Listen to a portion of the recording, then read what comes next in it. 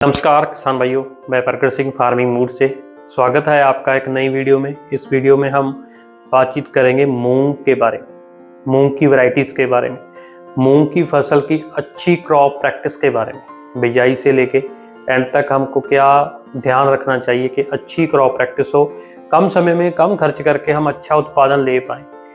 लगभग महाराष्ट्र में, आधे MP में और गुजरात में जहाँ भी सरसों कट चुकी है, मीडियम टू लाइट सॉइल में फार्मर चूज करते हैं कि सरसों के बाद उसकी कम समय की किस्म जो मूंग की है वो लगा लें। लगभग 70 दिन में 80 दिन में खेत खाली हो जाएगा।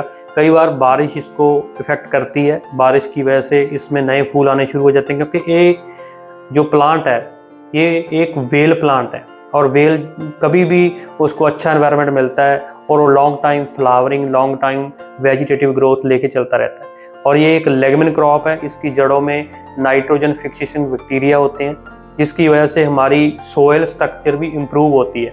इसमें कार्बोक्सिलिक एसिड, बहुत से तरह के जो हमारी सोयल में अनघुलनशील फॉस्फेट्स पड़े हैं उनको भी घोलने का काम करती है और हवा में से वो नाइट्रोजन को फिक्स करने का काम करती है, जिसकी वजह से हमारी नेक्स्ट क्रॉप भी अच्छी रहती है और इस क्रॉप का कुछ ज़्यादा स्टेबल भी नहीं रहता।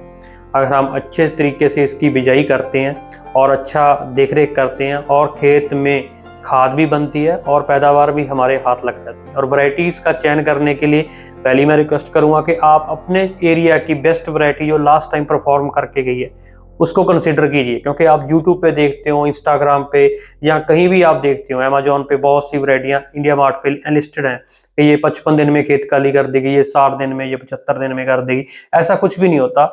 लेकिन अगर क्रॉप को अच्छा क्लाइमेट, अच्छा सोइल स्ट्रक्चर और अच्छा फार्मर मिलता है, अच्छा खेत मिलता है, तो वो अपना बेस्ट करने का, उसको बोलने की जरूरत नहीं है कि तू बेस्ट कर, वो वैरायटी का करेक्टर, वैरायटी का DNA वो अपना दिखाएगी।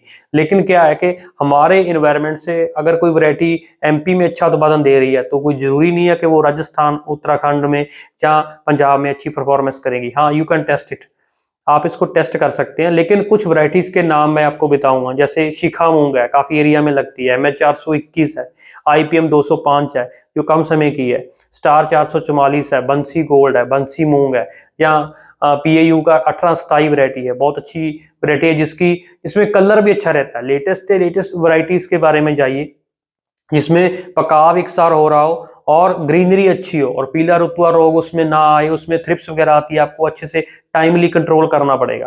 क्योंकि कई बार रहता है कि हम सीड अच्छा नहीं डालते, सीड ट्रीटमेंट नहीं करते, सीड को ग्रेड भी नहीं करते। अगर आपका घर का कोई मूंग का सीड है तो आप बिजाई कर सकते हैं, कोई दिक्कत नहीं आएगी, कोई जर्मिनेशन में दिक्कत नहीं आएगी, कोई प्लांट फ्लावरिंग फ्रूटिंग में कोई दिक्कत नहीं आएगी, कोई फली बनने में दिक्कत नहीं आएगी, क्योंकि इसका कोई हाइब्रिडेशन नहीं है कि हर बार आपको सीड मार्केट से लेना है, ऐसा कुछ नहीं होता।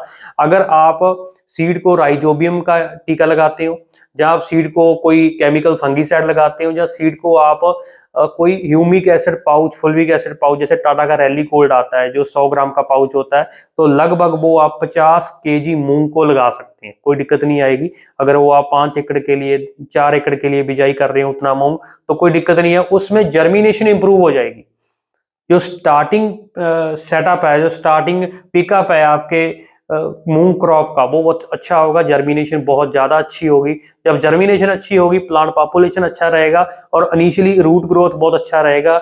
और जब आप स्टार्टिंग में अच्छी डेप्थ पे बिजाई करते हो, मैंने देखा है बहुत से फार्मर 0 टिलेज मूंग की भी खेती करते हैं। लेकिन क्या रहता है कि अगर ज्यादा गहराई में आप बिजाई कर देते हो, 3 इंच की बिजाई कर देते हो, अगर आपको खेत को जुताई करके स्वागा लगा के आप पल्धर करके उसको बिजाई करते हो, तब भी आपको 1.5 से 2 इंच से ज्यादा गहरा नहीं बिजाई करना है। और पहले जो 30 दिन का क्रिटिकल टाइम है जिसमें आपने इंसेक्ट भी कंट्रोल करने हैं, आपने प्लांट ग्रोथ प्रमोटर 19 देना है, जहां आपने कोई 1844 देना है, जहां आपने कोई स्टार्टर वगैरह देना है, जहां आपने कोई ह्यूमिक एसिड की स्प्रे करनी है, जहां दलाल गोल का स्प्रे करना, आपने 1 बाय 1 आपको इंफॉर्मेशन आगे मिलती रहेगी। लेकिन क्या है कि farmer wrong seed, wrong place, wrong time, wrong seed treatment करता है, तो फार्मर को आगे इन चीजों का खमियाजा जो फसल में ही भुगतना पड़ता है।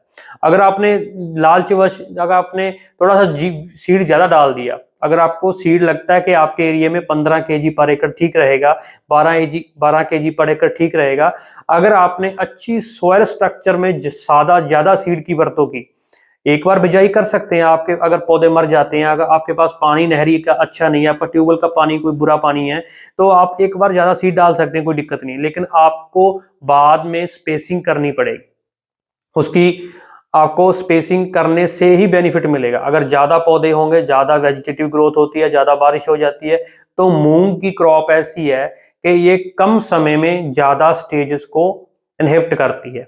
अपने पौधे के ऊपर पत्तियां भी बनानी है, फलियां भी बनानी है, बायोमास भी तैयार करना है, रूट ग्रोथ एरिया भी इसने डेवलप करना है। तो टाइम इसके पास उतना ही है 70 दिन का। 70 दिन में ये मेच्योर होना शुरू हो जाएगी। फर्स्ट फ्लावरिंग पैंट 70 दिन में मेच्योर होना शुरू हो जाती है। लेकिन उतने दिन में हमने पानी भी लगाना है, गुड़ाई भी करनी है, इसमें फर्टिलाइजर भी देना है, स्प्रे भी करना है। जो क्रॉप प्रैक्टिस के स्पेशल पॉइंट्स हैं वो एक अलग वीडियो में साझा करूंगा। लेकिन अभी बिजाई शुरू हो रही है, तो बिजाई में सीड ट्रीटमेंट आपकी पहली चॉइस होनी चाहिए। आप FIR फार्मूले से भी इसको शोध कर सकते हैं। अगर आपके खेत में ऑर्गेनिक कार्बन अच्छा है तो आपकी मूंग जर्मिनेशन ऑलरेडी बढ़िया होगी। तो ज्यादा जो भारी मिट्टी है, ज्यादा रेड सॉइल है, तो उसमें उतना अच्छा उत्पादन नहीं देती जितना मीडियम सॉइल में रहता है। लेकिन सीड ट्रीटमेंट बहुत ज्यादा कंपलसरी है जर्मिनेशन के लिए।